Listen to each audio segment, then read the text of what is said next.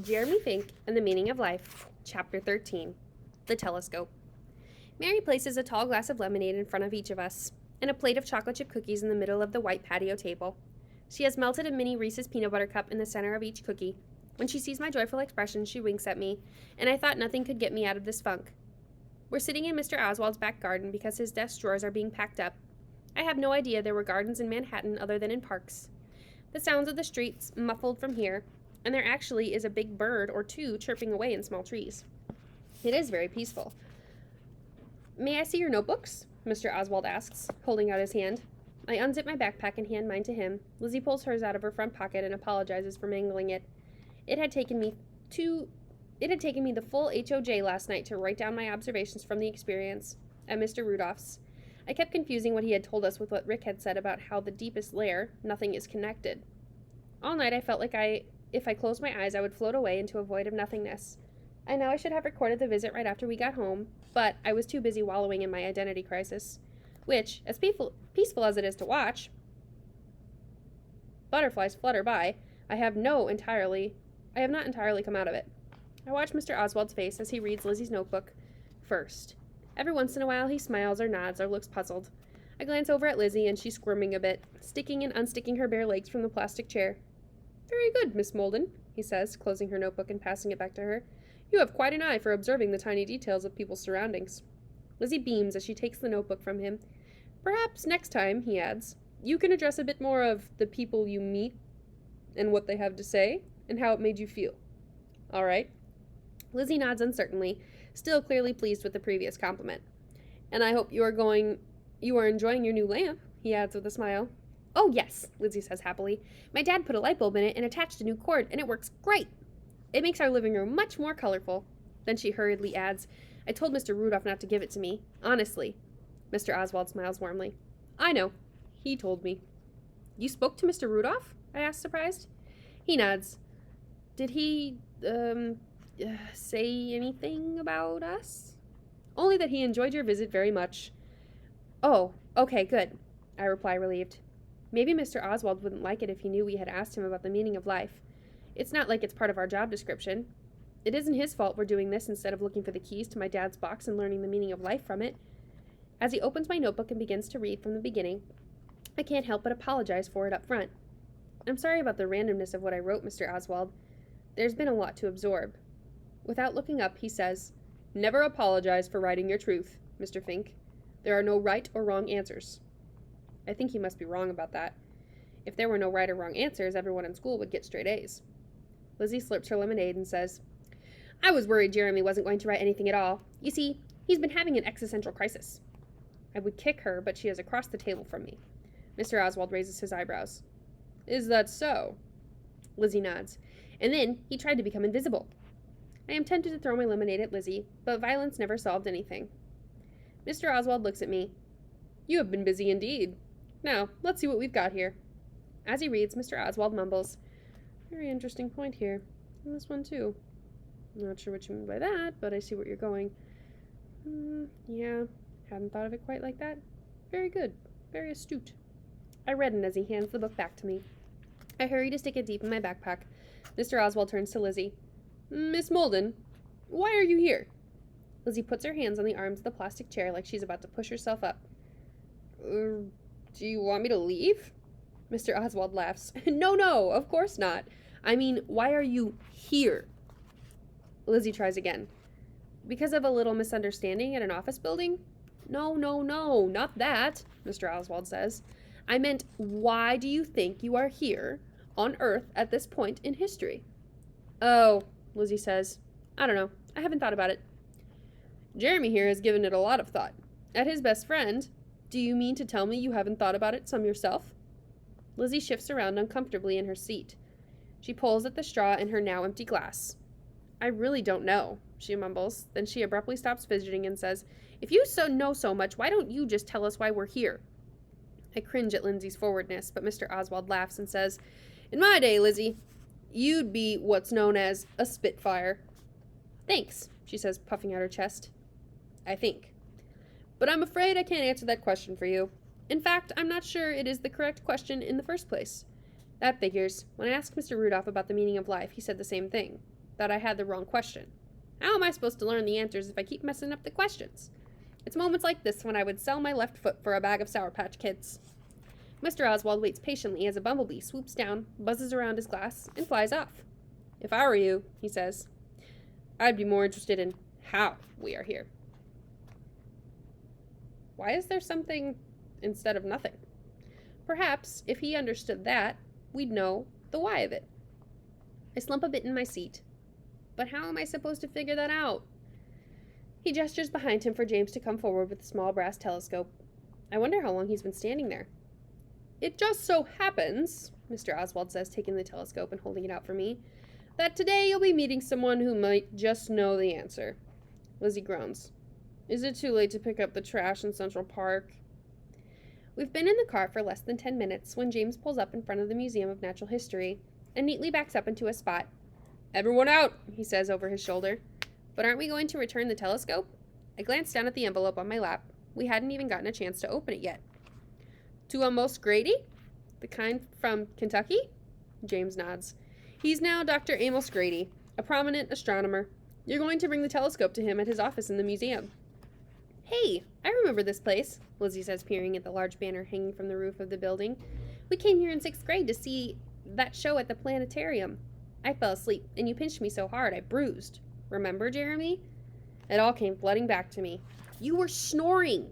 I still don't understand how you can fall asleep watching the birth of a star in a distant galaxy. How could anyone not? She counters. I'm tired of just looking at the museum from out here.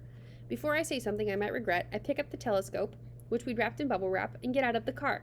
James plunks 8 quarters into the meter. Lizzie steps out and makes a big show of yawning.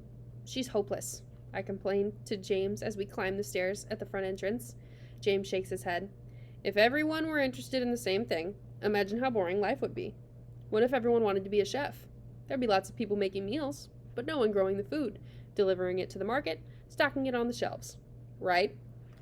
Still, I grumble, it was a new star. The museum is full of parents dragging kids by their hands or hurriedly to catch up with them. One boy sits cross-legged on the floor, wailing that if he can't see the dinosaurs again, he's not moving from that spot. James walks up to the security desk and we hang back and look around. A mom drags the screaming dinosaur kid past us. Balancing the heavy telescope in my arms, I say to Lizzie, See? Now that kid is showing the right amount of enthusiasm. She puts her hands over her ears. If I were his mother, I'd leave him here. Mothers don't leave their kids somewhere just because they cry. Oh, really? She asks, not looking at me. Why do you think they leave them? I should have seen that one coming a mile off. I rarely think about Lizzie's mom, and Lizzie almost never mentions her. I feel like a jerk. Sorry, I mumble, reaching out my foot to tap the toe of her sneaker. Don't worry about it, she mumbles back. James marches back over. I use the security guard's phone to speak with Dr. Grady. He's expecting us in astrophysics lab downstairs. Follow me. James consults a map in his hand and heads across to the main level toward the archway that says Rose Center above it. My heart leaps and I almost trip over my feet in a hurry to follow him. We're going to a real science lab in the greatest museum in the world. Whoa there, nerd boy, Lizzie says, coming up from behind. She lifts the telescope out of my arms. You're so giddy you almost dropped this. I don't know which bothers me more, being called nerd boy or giddy. All great scientists were nerds, I tell her. If Albert Einstein had played football, do you think he would have come up with the theory of relativity? Am I supposed to know what that is? I can't explain it to you now, I reply, but it's very important.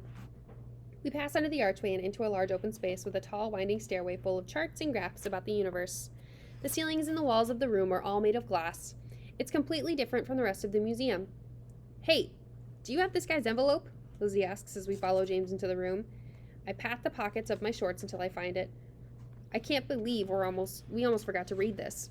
I slit open the top, narrowly avoiding a paper cut, and quickly unfold the piece of paper. I read the details out loud, taking care not to bump into anyone while I read. Oswald's Pawn Emporium. Date, April 3rd, 1944. Name, Amos Grady. Age, 15. Location, Brooklyn. Item to pawn, telescope. Personal statement of seller. This telescope used to belong to my grandfather. Looking at it was his favorite thing to do in the world. He left it to me in his will. I need the money for my track team uniform. The cleats are very expensive and my parents can't afford it. I need to run track in order to get the scholarship to MIT next year. My grandfather would understand. I know he would. I am almost certain. The photo shows a boy with very curly hair grasping the telescope in his arms. I peer a little closer. I think those are tears in his eyes. Under the photo it says, $45. Signed by Oswald Oswald. I fold the letter back up and stick it in the envelope. I don't want Lizzie to see that young Amos was crying.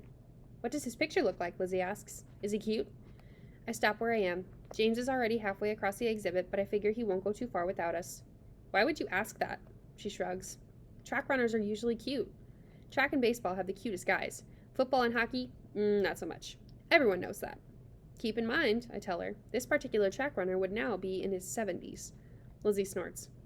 I didn't say I wanted to date him. Then she says, don't move, and look down. I freeze in pace and slowly look down, unsure of what I'm expecting to find. All I see, at first, are numbers flashing up at me in red. 18 pounds. It turns out that I'm standing on top of a scale, which is built right into the floor. Aha! So they can build scales into the ground. I knew it. Wow, Lizzie says. I knew you were skinny, but I didn't think you were that skinny. I look around for an explanation of the scale, but I don't see one. A man with wild white hair, a white lab coat, and big round glasses approaches. He has a little skip to his step. He reminds me of a poster of Albert Einstein my old science teacher had hung on the wall to my surprise. To my surprise, James is with him. The old man points down at the scale and says, That's what you would weigh if you stood on the moon. Less gravitational pull. My eyes widen. Cool! Let me try, Lizzie says, thrusting the telescope into my arms and stepping on the scale herself. 17 pounds, she announces. If you stood on the sun, the old man says, you'd weigh over a ton. Wow, Lizzie says, nodding. No one would mess with me then. James clears his throat. This is Dr. Grady, he announces. Dr. Grady, this is Jeremy Fink and Lizzie Molden. The good doctor apparently couldn't wait for us to get to his lab. Dr. Grady smiles sheepishly. You'll have to forgive my impatience. We scientists are a curious bunch. A man gets a cryptic call saying 2 young people have something that belonged to him, and, well, he can't just sit in his office and wait. You guys know the drill, James tells Lizzie and me. I'll be waiting in the dinosaur exhibit. Come meet me when you're done. See ya, James, Lizzie replies. I don't say anything. I'm too busy staring at Dr. Grady in his white lab coat. A real scientist. The things he must know about the world. Is that it? Dr. Grady asks. I must look puzzled because he reaches over and taps the telescope in my arms. Oh! I exclaim, reddening. Yeah, this is it. I pass the telescope to him and he sits on a nearby bench to unwrap it. He stops after uncovering the top half. To my surprise and horror, he drops his head in his hands and begins to weep. Lizzie's eyes look like they're about to pop out of her head. What do we do? She whispers in a low voice.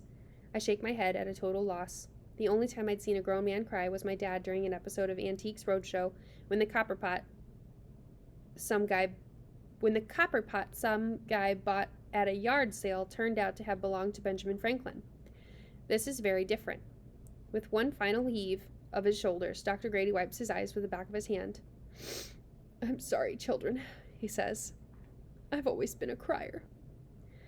The kids at school used to tease me miraculously. I hold the envelope out to Dr. Grady as he slowly reaches up for it. The occasional whimper sneaks out of him as he reads the letter. I blame my inability to comfort him on Mom not letting me have a real pet. Dr. Grady tucks the letter in his coat pocket and turns his attention back to the telescope. I never dreamed I'd see this again, he says, eyeing it lovingly. You must tell me how it came to be in your possession. I open my mouth to answer when Lizzie says, We'll tell you on one condition. I glare at her. What does she think she's doing? Dr. Grady looks amused. And what would that be? That you tell us the meaning of life, she says plainly. I shake my head at her. No, wait, she says. I mean the purpose of life. That's what I mean, right? I shake my head again.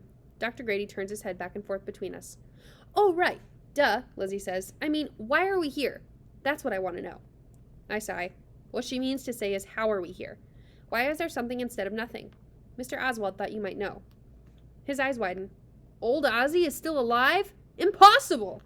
He was ancient when I was a boy. No, I assure him. Our Mr. Oswald is his grandson. Dr. Grady pushes himself off the bench. Well, that's a relief, he says for a second. Here I thought old Ozzy fashioned himself a time machine. My ears perk up. If anyone would know how to build a time machine, it would be Dr. Grady. Go on, Lizzie says, reading my mind as usual. Ask him. You know you want to. Ask me what? Dr. Grady says, carefully lifting the telescope. Something more important than how we all got to this backward edge of the Milky Way? I can't seem to make myself ask the question. All of a sudden, it just sounds silly. He wants to know how to build a time machine, Lizzie reveals. He's been trying to do it for 5 years. Not trying, exactly, I hurry to explain. Mostly reading about it. About going back in time, that is. Not to the future or anything like that. I don't think that's possible. He smiles. I'm sorry to say that time travel is still a theoretical at this point, but you're right. All known laws of physics indicate that travel to the future is likely impossible.